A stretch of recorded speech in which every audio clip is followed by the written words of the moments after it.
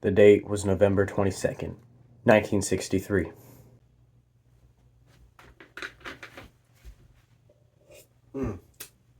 What's in the newspaper today? Oh my God!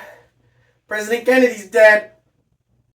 JFK, the man who guided the United States through the Cold War and the Cuban Missile Crisis, have been shot and assassinated. But the real question is, from whom? So who shot Kennedy? Was it the Soviet Union, the sworn enemy of the United States during the Cold War? Well, most people say it wasn't the Soviet Union. The Soviet Union themselves denied any involvement in Kennedy's assassination. Khrushchev himself, the leader of the Soviets, wrote a letter to President Johnson emphasizing Kennedy's desire for peace and Soviet-American cooperation. The official report on the assassination, according to the FBI, traces it back to a man by the name of Lee Harvey Oswald, a former United States Marine. Could Oswald have been an inside agent working with the Soviets? Oswald defected to the Soviet Union in 1959 and lived in Minsk for 3 years before returning to the United States with his Soviet-born wife. Weeks before his assassination, Oswald visited Soviet and Cuban diplomatic offices in Mexico City while seeking permission to travel abroad.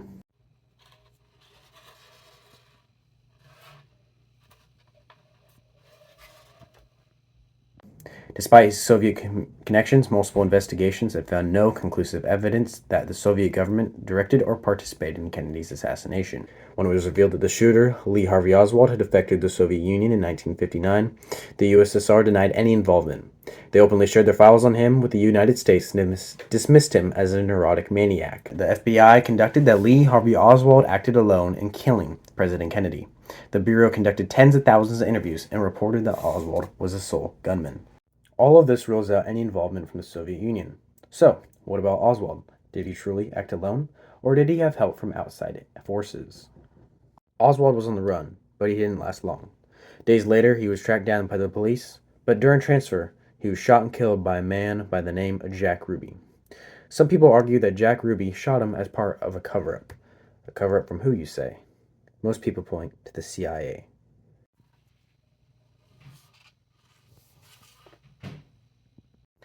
Kennedy had a multitude of reasons for the CIA to be against him, for he was against the CIA. In 1961, the Bay of Pigs invasion was a CIA-led invasion of Cuba. But, however, Kennedy refused to provide U.S. military air support, and the operation failed. This created mutual resentment. The CIA felt like JFK abandoned them, and JFK felt that the agency had lied about the likelihood of a Cuban spontaneous uprising. As a result, Kennedy vowed to splinter the CIA into 1,000 pieces and scatter it to the winds. His administration drafted plans to convert operations to the State Department, firing the leadership.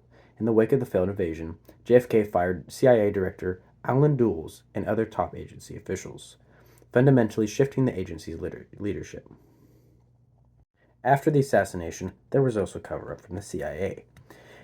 Congressional investigations in the 1970s revealed that the CIA intentionally withheld vital information from the investigating Warren Commission, such as the agency's secret plots to assassinate Fidel Castro, which heavily fueled theories that the agency also played a role in covering up the assassination. One more conspiracy remains: Israel.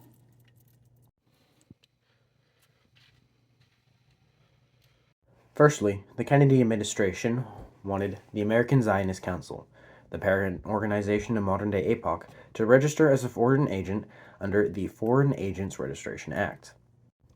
The Department of Justice had revealed that the AZC was receiving significant funding by the Jewish Agency for Israel and using that money to influence American politicians for the Israeli agenda.